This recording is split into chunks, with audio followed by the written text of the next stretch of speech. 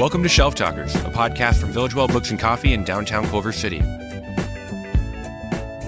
Welcome back, villagers. We are so excited for the episode that we have coming at you today. I'm Jared, as usual, and I'm here with my co-host, Julia. Hey, everybody. And we have such a fun episode for you, but what's a bummer, in my mind, is that we're actually going to be seeing a little bit less of Julia and hearing potentially a little bit less of Julia in the coming months. Why is that, Julia? Well, I'll just say this. It's sad, it's a bummer, but it's not somber. Everybody's very celebratory because I'm moving on to a different position in the entertainment industry. So huge, which is what you got your degree in, which is what you are pursuing here in Los Angeles as a filmmaker in many different forms and as a writer. And so you're still going to be involved at the store here and there, but I'll still be selling. Oh, excuse me, I won't be selling. That's the major difference. I will not be selling books any longer. So you guys won't be seeing my face nearly as much at the store. I'll still be buying books. Yeah, and you'll still be involved in different community things and coming in on the podcast and other aspects. And what's most exciting about this new phase of Shelf Talkers is we're bringing in more people to work on Shelf Talkers. Yeah, more of the Village Well staff and community will be involved in the process. Yeah, and you'll really be hearing more voices. Yeah. So I'll still be here for most of them. Julia will be out here for many of them. And we're going to be cranking out just really fun episodes, interviewing authors about what they enjoy writing and their writing process and what they are themselves reading. From the point of view of independent bookstore in downtown Culver City. Wow. So it's like that's our pitch. Sounds like we're not really changing too much. But Jared, speaking of moving around and going around and being a busybody. Yeah. So you came back from Europe last time we talked. Yes, that was just vacation with my wife. Yes. And then you went turned right around and went down to South America. Where were you up to? My first ever time actually in South America. I went to Colombia. I went to Medellin. I definitely thought, based on how I understood a double L, it'd be Medellin. But I very quickly, as soon as I got there, learned that there's a soft J sound, and it's Medellin. So I'm very thankful to bring that back. I will be that person who says it correctly. A little souvenir. Yeah, a little souvenir with my tongue. And I went to a wedding of one of my good friends, who actually is also like a frequenter of Village Well. He and his wife both come in all the time. Misha is it was Misha and Esteban. Shout out. Misha was the one actually running our writers group here on Thursday mornings for many months. That is no longer as weekly as it used to be, but still occasionally comes. But because she's been organizing her wedding. She's organized her wedding, and they're both talk about busy people doing really cool things. But yeah, not to just pitch how cool my friends are, but they do a lot of cool things too. So yeah, it was a wedding in Medellin, and you got to get you were wearing a kurta because she's Yes, a kurta. The bride is Pakistani, and so the wedding had really cool elements of Pakistani culture, of Colombian culture, and then kind of Western/American culture as well, of course. That's so cool. Yeah, it was a very, very cool wedding in a beautiful part of the world I'd never been to, and I've come back energized and to be cultured, to be multicultured. Oh yeah. You have an air about you. Your hair is a little longer. It's a little more, yes, a little more traveled. Yes, I've got more grease in my hair, that's for sure. So Colombia is actually one of my favorite places I've ever visited. It is the first place I ever traveled on my own. So oh really? Yeah, I went to solo trip. Yeah, well, it was a solo trip with a good friend of mine, and we went from Bogota, and we went into the mountains, and it's a beautiful country, and the people there are the best in the whole world. Everybody was nice. It was so green. I learned this is kind of a literary fact about Colombia that Esteban, my friend, was telling me. He is Colombian, but he was saying that Colombia is often considered kind of the root or originator of the idea of magical realism. True. That a lot of magical realism authors or books come out of Colombia, especially in the early part of that movement, because it is so green and the cities are so overrun with plants and trees in a beautiful way. Not overrun in a dominated way, but in a the beauty threaded through, and it feels magical. You walk around the streets, and every really apartment building and every building has this beautiful green lush coming over the side. Even our hotel, I was blown away by how green even our taxi driver, we told him the name of the hotel, and he goes, "Oh, you're going to love it. It's so green." That was literally what he told us when he's driving us there from the airport. So fun. I didn't know that was considered kind of the home and originator of magical realism, which is... I didn't either, actually. Yeah. That's fascinating, because that's all I remember about Colombia is truly it's a magical place. And if you're wondering what does the term magical realism mean, think Encanto. Yeah. That's, magical realism, but in a beautiful film. Right. Wonderful. Yeah.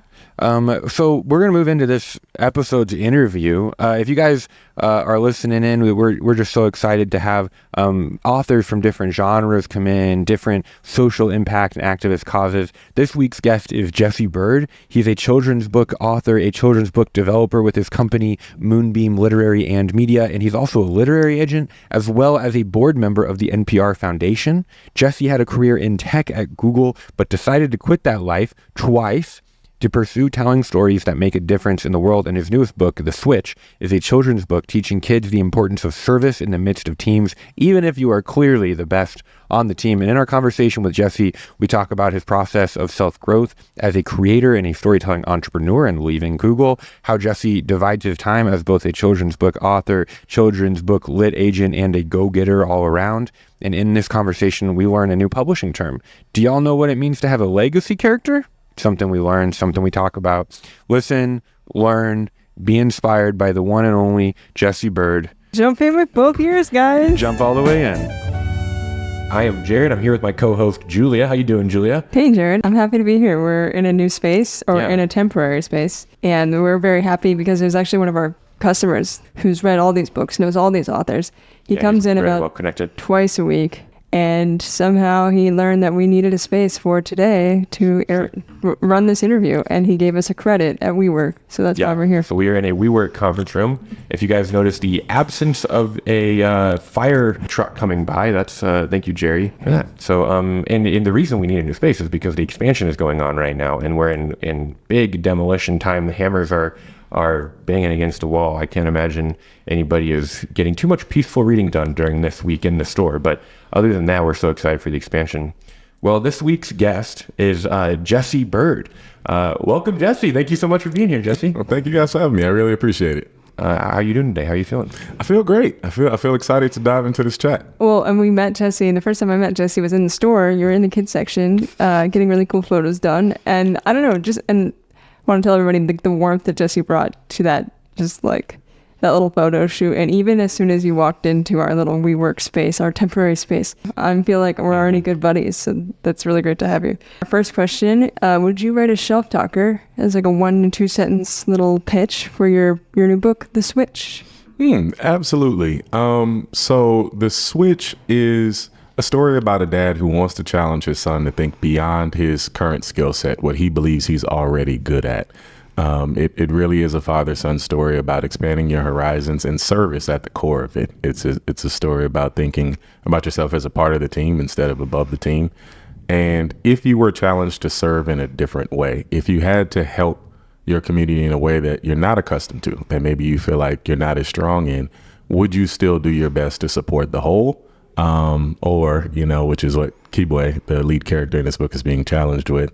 Or would you kind of retreat into yourself because you don't get to do it the way you're used to doing it? So that's the ultimatum and the challenge he's facing in this story. And it was so much fun to write. It's the first book I've ever written that has anything to do with basketball. Yeah. Yeah, as a former D1 basketball player, right? Yeah. Yeah, if you guys can't tell based on this conversation, but you're what, 6'7", right? 6'8"? Yeah, 6'8". 6'8". Been this tall since I was 18. Wow. Yeah. Well, I've been this tall. I've been this tall. Yeah, 37 now. I hear I'm 6'5", and it's a rare time that I'm looking at somebody that a little bit up. So it's fun. This might be weird to say on a podcast, but we got a hug after this because I'm just so not used to being fully embraced. You know what I mean? And finding somebody else in that same height range is just a nice time to actually be like, they surround me. It's I saw a stat that was interesting. I don't know how valid it is, but it was basically saying like people 6'6" and above are like 1 or 2% of the human population. Less than that, right? There's not a ton of us. We are very uncommon. Well, the book The Switch is a beautiful story. In the acknowledgement of the book, you say, to all the adults who showed younger me, they cared more about my growth as a person than as an athlete. Was there a specific story that inspired this book from that, or was that just a general concept that was like an important one that you learned, or was there like a specific moment that felt like it inspired the book?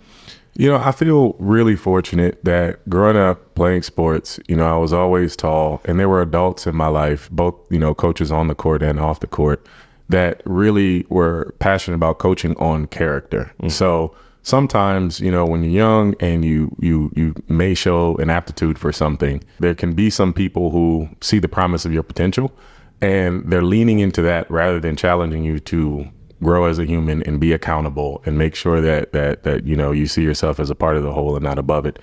And this is really a thank you to them, to my dad, to my coach, Lee Ritchie, to my mom, to my best friend's dad. These are folks who really made sure that, even if you think you're good at something, we still want to develop you as a whole human. And we're not going to let you off the hook for any of that. So yeah, just buckle up, kid. I'm thinking a lot more recently, maybe because I'm 30 and I'm learning about growth. And for the first time in a while, I'd be like, yeah, I'm ready to change. And not change entirely who I am, but really become a different person and whatever that means for me. But are there any kind of ways that your mom or your dad especially taught you how to either coach yourself or coach other people around you, like coach your team? I think one of the biggest things is, taking accountability for what you can take accountability for. And even like my coaches, they even went a step beyond that. They wanted you to see what you could help with, even if it was, maybe not wholly your fault. So, even if the loss wasn't on you, let's say 20% of that loss may have been your turnovers or your mistakes or something like that. You still want to focus inwardly. So, whenever there's criticism or something to improve, you think about what you can do better first. And then if there is some praise to go around, you make sure you deflect the praise. So, if you have media, you talk about your teammates, you talk about your coaches, you don't really bring it on yourself. And I think that was a valuable practice growing up for me, not to overreach and take responsibility for things that were wholly out of my control, but to really challenge myself and say, I want to improve the outcome. In what ways, whether that's supporting a teammate, like, I had one teammate who used to shoot free throws with me after practice just because he was a senior and I was a sophomore at the time. And it was just in an effort to help me improve my free throws. He didn't have to do that. The coaches weren't making him do that. But that's the type of communal support. It's but if we both are better at free throws, then we have a better chance as a team. So that's beautiful. Yeah. My wife works in production, and we often joke you always gotta have PA energy. So, you're never above being a PA, That's right. Which is where you start at the bottom, but it's even when you're managing people, it's that box needs to be picked up. Yeah. Pick up the box. Yeah. Don't be I think that's it's a beautiful way of trying to look at every job as service, hopefully. And if it's not service, it's ego. Those are kind of the two options. That's right. One of the things you do to serve your community that's so beautiful is these workshops with kids where you help them develop a story together. Can you tell us a little bit about that? Yeah, so this is a program I'm super, super excited about. We've helped about 375 kids become published authors over the last 2.5 years. What a cool thing to put on a kid's resume. Right? So they're published authors before they hit junior high. These are 7 to 12-year-olds. So these are kids, right? And essentially through the workshop, they come up with this story. We come up and we teach them about world building, character development. We've had guest artists from Pixar and other places come in and talk about their different parts of the character designer from The Incredibles came in and talked about how he approaches drawing characters and thinking about that. Well, once the kids have their story, we have a summary. We hand that off to a professional writer who then turns it into a script, and a professional illustrator who then turns it into, the visuals. And we put it out as a published product. We'll be working with some traditional publishers starting next year to get these books even more amplification for the kids, because the bulk of every book sold, the proceeds go back to the hosting school or organization as a fundraising tool. It helps them, get some funds, whether that's for school supplies or a field trip, or they want to throw a pizza party for the kids for, having made their book, and this is what you get with your, the earnings. But it was really born out of, I have a lot of friends who work in the school district in Oakland, where I'm from, Oakland, California. And about 7 years ago, they were talking about letting me know how literacy rates were just, quite scary and falling across the country. And, when I started looking into it, some of the scary things that are tied to literacy rates, not only repeating grades and maybe not getting into the high school of your choice, but things like lifetime earnings and school to prison pipeline. Right. And so, my mom was great about, having a regular reading habit, but I was thinking in addition to that, Because if telling kids to read for 20 minutes a day was sufficient, then we wouldn't have a problem. You know, if that's all you needed to do, then we're good. You know, it's kind of like telling kids if eating your vegetables was a strong enough, eat your vegetables is a strong enough argument to make kids do it, then we'd be good. I mean, I remember my dad, even in high school, he came upstairs as he was about to go to work to remind me that I needed to read my summer reading. And I had a friend over that I wasn't supposed to have over, and I will never forget that. So reminding your kids to read is not, as you're saying, not as effective as it could be. Yeah. So I actually did not finish my summer reading out of spite that summer. So my question was, what if they made a book? You know, what if they lifted the hood, saw how the gears turn, maybe a deeper, more intimate understanding of story at a high level would empower them. You know, they could recognize themes, they could recognize things inside of storytelling, and they would feel knowledgeable. You know, they feel like little subject matter experts in a way, because they understand the tools of narrative, at least at a high level, world building, plot and pacing stuff, character development. So I couldn't be more proud of these stories that these kids are coming up with. I mean, they're really, really good stories, and the artists who take them on take it so seriously that the end product, to me, is indistinguishable from a traditionally published product. But it's like kid generated logic, so you get all of just the raw, incredible, unfiltered, unhinged, uncaged genius that a child has before they're sort of learned to think, you know, in little boxes. So yeah, and you do these all around the country, right? Not just in one area. Yeah. So the kids are writing like they're collectively essentially creating like a treatment that then gets handed off to the writer. Exactly. Wow, That's exactly wow. it. That's so fun. Yeah. What a cool thing that, I mean, to have the confidence too as a kid to go into, you know, your adolescence or your young adulthood. Like, I'm already a published author too. I mean, just to even if you, I don't know. It's just such an interesting way to give kids confidence too. Yeah. Yeah. Hopefully it's something, you know, nobody can ever take that away from them. And, you know, these books will outlive them ideally. And so it's just something you can be proud of. And as you mentioned, hopefully that courage compounds over time. And, you know, you just really see yourself as you see your worth and your value even more. That's beautiful. Yeah. Thank you for sharing that with us. Of course. Yeah. So talking about Keyway and the idea of aptitude, right? And then bringing it back to you and your story. So you were working at Google and decided, you know, this is not the path for me, or I want to chart a new path. How did you realize, okay, I have an aptitude here, but I want to grow in this direction? Yeah, I mean, I feel very fortunate because going into my senior year of college is when I had my very first injury that required surgery. And what that gave me was the first pause of my entire life. I had been playing basketball since I was 2. It's a year-round sport. I had never really actively chose it as I grew up. I didn't get to choose it again and again and again. You're on a railroad track now, and then, you know, it's paying for your college, so it is your job. And then I had a chance right before I was going to be out into the real world to really think about what lit me up to do some sort of introspection and soul searching. And, you know, 2 things actually happened during that period. One was a slight depression and I think that was related to sort of this identity crisis, right? Like, I had been so intertwined with what I do. Who I am had been so intertwined with what I do. You know, if Jesse is basketball and Jesse isn't basketball, then who's Jesse, right?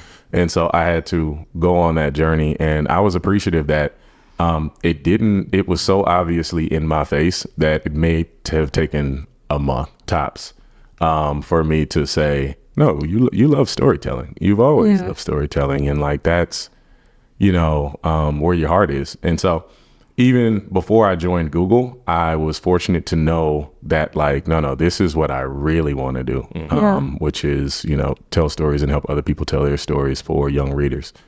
I always say Google was my grad school. I learned a lot about like people and processes, but yeah. And so I knew I wanted to go into children's lit. And so everything else was just kind of like trying to get to making it full time. Yeah. You know, the journey of like, oh, I'm working here for a little bit just to make some money because I'm broke. But let me, you know, all of this is, I'm leaving here at some point. So like, we feel that. Get back to art. Trying to get back to art. So like, what were those kind of intermediate steps even before Google where you, did you get Google right out of school, or were you a bit of No. My first job was a t-shirt business. I had a clothing company. It was the first way it was the most accessible way that I could get my ideas out. While I was in college, I had this like notepad and I was writing down all my ideas for just like concepts.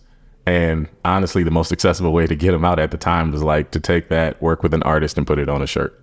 And so like that was literally like the first 2 or 3 years out of college. It was like a crash course in business, you know, in terms of like, okay, here's how you get your EIN and then here's how you set up this and, you know, accounts receivable and stuff like that.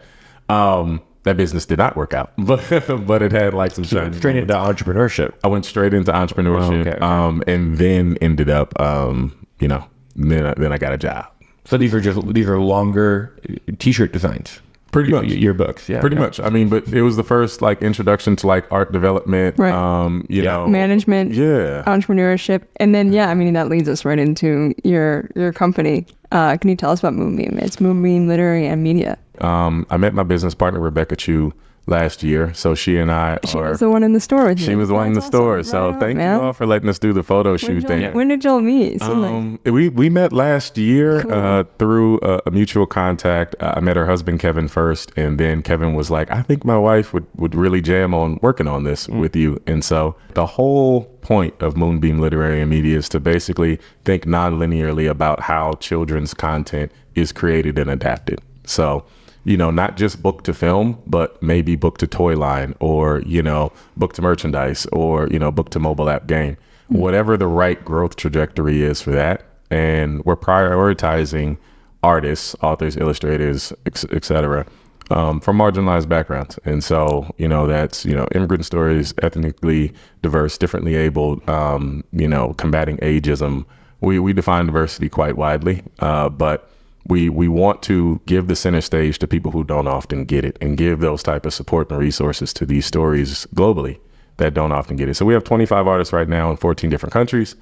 Wow. Yeah, super excited. We've been outperforming the market by 4x so far in terms of books that make money for the publisher. Wow. So we've been really fortunate that what the artists are within a year. Is that all? Yeah. So the company currently, Jesse Byrd Creative, is gonna like evolve like a Pokemon into Moonbeam. Look at that as like the pilot for Moonbeam. Yeah. And now that we've learned some things, bumped our head, figured some stuff out, built a base of talent, amazing artists that we love. Now we're going to roll that into something more official, and we actually start fundraising this week for Moonbeam. For Moonbeam, yeah. Okay. So we've been doing all the back work, the paperwork, the legal stuff, you know, getting all that stuff in order, and so now it's time to pound the pavement. That's beautiful. Yeah. As an agent for yourself, kind of within Jesse Byrd Creative and stuff, I mean, for what it looked like online, that you had like 30 to 40 books that you've published through traditional publishers for other folks. Yeah, which puts you in like the top literal % of agents in the country. Yeah. I mean, that's an incredibly successful rate to then even be transferring that into Moonbeam. Is that capacity transfer into Moonbeam as well? Yeah, no, that capacity definitely transfers over. And I feel so grateful. Like 2022 was my first full year as a literary agent. And I think it's reflective of how much amazing talent is really out there that, you know, we were able to sell that many books in 12 months. Timing matters. You know, market hunger matters, but I mean, they really are such a great group of artists. So yeah, all of that will roll into Moonbeam, the artists that we represent, the books that we've already sold to publishers and have come out. And most of these are emerging artists. As we all know, like sometimes your first job is the hardest one to get because nobody wants to give you a job until you already have a job. Yeah. It's similarly in publishing. So it's like until a publisher has taken a chance on that artist and have been willing to place a bet on them, it's almost like no credit is worse than bad credit. You know, it's like if you don't have any publishers who've taken a chance, it can be harder, at least if you want to go that route. So we like to focus on trying to get that foot in the door for first timers. That's so rad. I love this idea of like both emerging and then just essentially diversity. Mm-hmm. There's a concept that you told us about before we started the interview, which is legacy characters. Mm. Can you talk about that and what that means for Moonbeam and just like maybe define what a legacy character is in the world of children's books? And then what does it mean for Moonbeam? Yeah. We got to thinking about this last year, Rebecca and I, and, you know, in the world of children's books, we don't see a ton. I mean, I'm really having a hard time thinking of even a couple of legacy characters of color within that world. So what we mean by that is, you know, you think about your Madelines, your Cliffords, the Big Red Dogs. You think about these characters. Corduroy the Bear. Corduroy, Winnie the Pooh, right? You think about these characters who have endured over time And how many of them, I mean, honestly, they are more animals than people of color. Right. But there's Christopher Robins. There's Christopher Robins. Yeah. There's Christopher Robins. And so you think about, like, we believe it can't be reactionary. You can't put out a book and hope it becomes, we think that's a weaker strategy than going into it with the intention of, we're going to invest in this. We're going to treat it like a stock. We believe in this character. We believe in this world. We believe that they have a place and a presence, and we're in it for the long haul, whether that means, 7 books over 7 years, which is really nothing to a publisher in their publishing calendar, right. Just to be consistent and commit.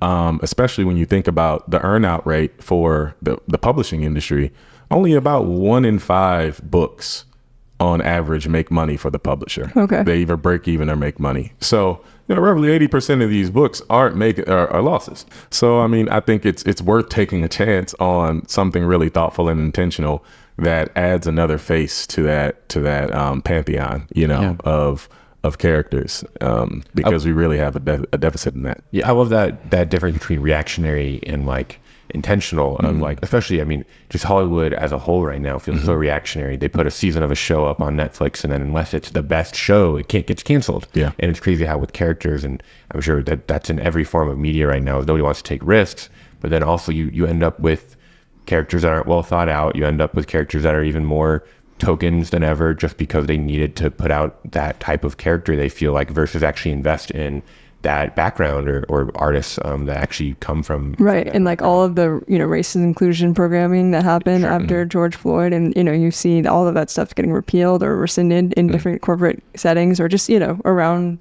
the country. And that's a really deep point about not being reactionary, but just being intentional. Yeah, and knowing that you're in for the long haul, that if these are important virtues, that they aren't going to be things that we test the market with virtue. I mean, what a concept that it feels like we're trapped in that system.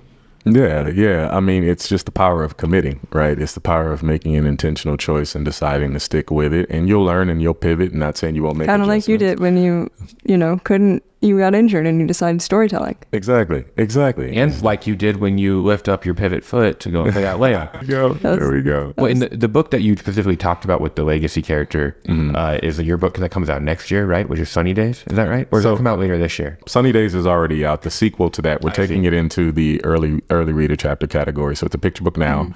Going to evolve into an early reader chapter book. Very cool. That's cool. I mean, like a lot of the books that, characters that I know, Madeline, they're in all different format. That's rad. That's dope. Yeah, we want to be flexible with that. And so, we're super excited. I'm grateful to Paw Prince Publishing who published The Switch, and will also take this iteration of Martine down the line and try to create something that can grow with the audience. Like, Martine is going to be here for the next X amount of years.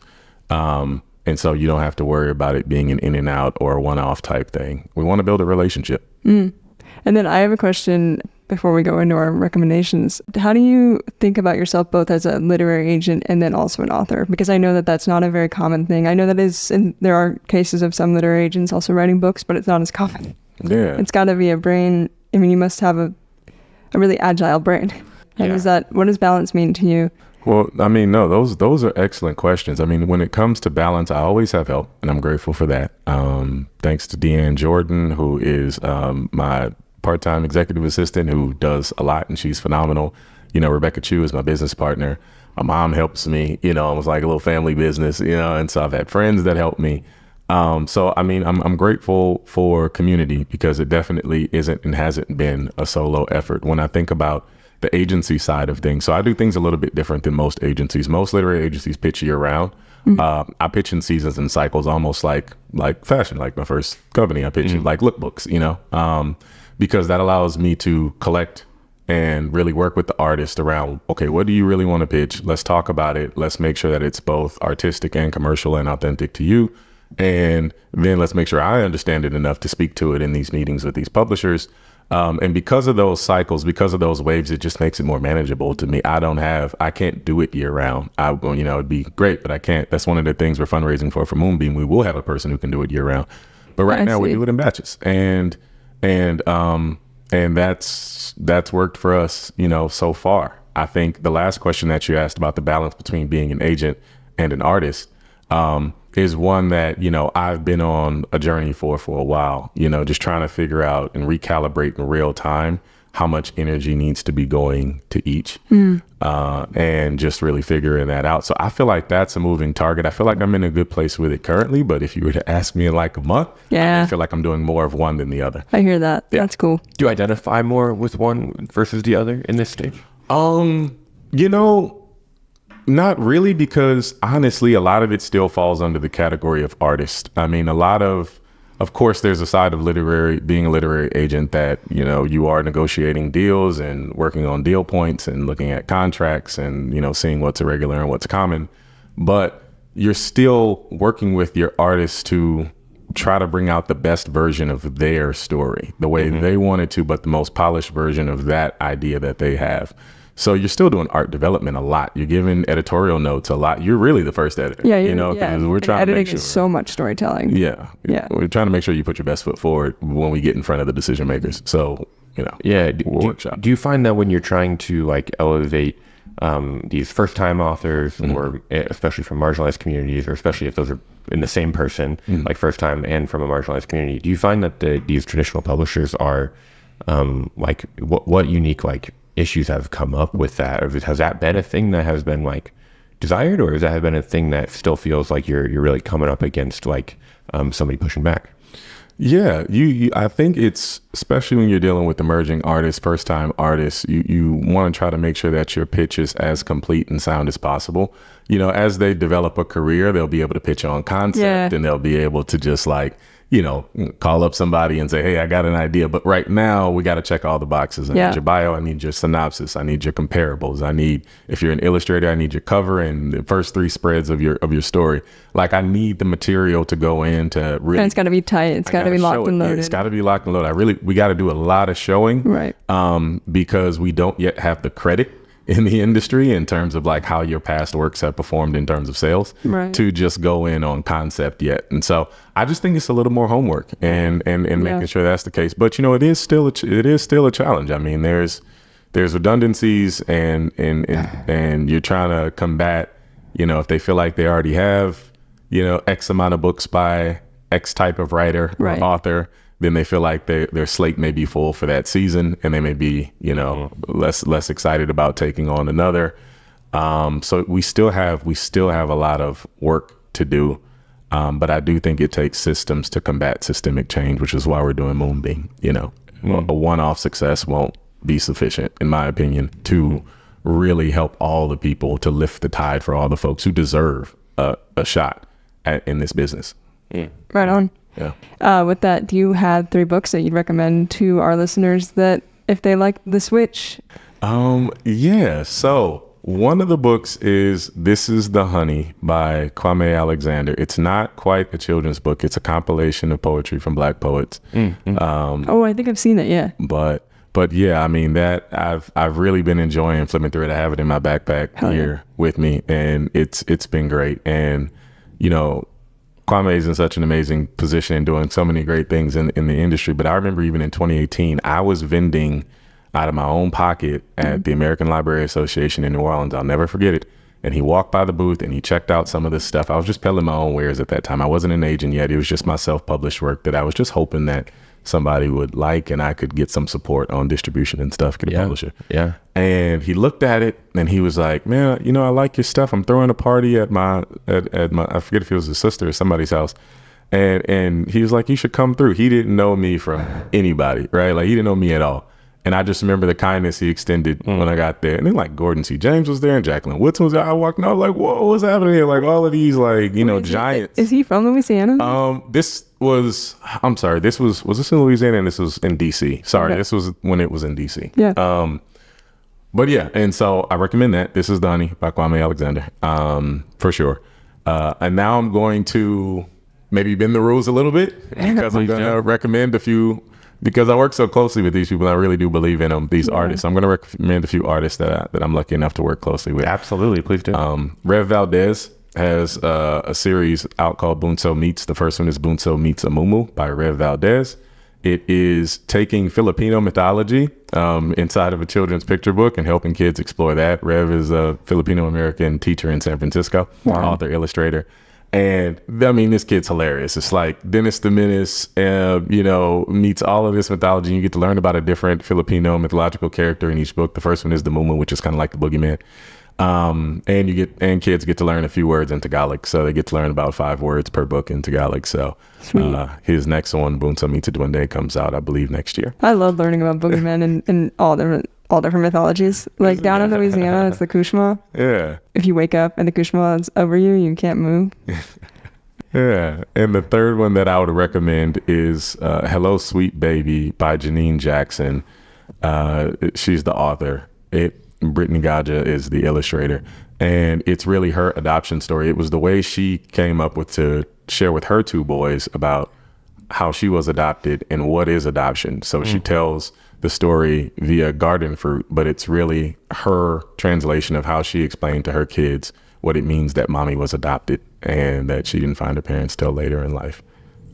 Super powerful, super purposeful, and yeah, all 3 of those are amazing works. I just got chills. Yeah, it's beautiful just to see what type of like storytelling kids media can dive into in such a unique way to tell these like big grand narratives or big lessons and say it in these kind of succinct ways, in ways that I feel like when you become an adult, it's like you gotta like have all these complex characters coming through and Brothers Karamazov, you're just like, I don't need this to be 1,000 pages. It can be a beautiful, simple story that conveys this using produce or using, all these different things. Yeah. That's really, really cool. That's beautiful. Yeah. Well, thank you so much for being here, Jesse. Something we got to start wrapping up, but we've had a really great time. Yeah. Thank you so much for coming into our office. It's been a really fun time. This has been another episode of Shelf Talkers here with Jesse Byrd talking about his newest book, The Switch. You can check out all this stuff in the links in our show notes. Julia, any last thoughts? Keep coming around the Village Well, Jesse. It's just really good to see your face and have you run the shop. And thanks again for taking the time to come up here. Of course. Yeah. Thank you so much for having me. I love Villageville. I really do. Jen, you guys, the whole community, it's great what you all are doing. We really appreciate that. Yeah. It'll be just fun to see somebody else who can reach the top shelf with the ladder. People are always using ladders when I'm on a shift. I'm like, guys, I'm on shift. Yeah, I don't need to use the ladder. Just ask me to grab it. That's the only, having to move books up to the top shelf. That's a very specific example of when I would love to be tall. It's one of the best times that I feel like my God-given talents are put to use here at Village One. It's why I wear my hiking boots, so that I could reach that top shelf. Love it. Looking for links to the books mentioned in this episode of Shelf Talkers? Looking for ways to connect with this week's guest? Maybe you want to reach out to us about thoughts or questions for the podcast. For all of that, check out the show notes beneath the episode. You can also order your books online through villagewell.com. This episode of Shelf Talkers is brought to you by Village Well Books and Coffee. It was produced, edited, and hosted by Julia Elizabeth Evans and Jared Cassabon, and our theme music is from Noah Vickland. See you in 2 weeks, and keep reading.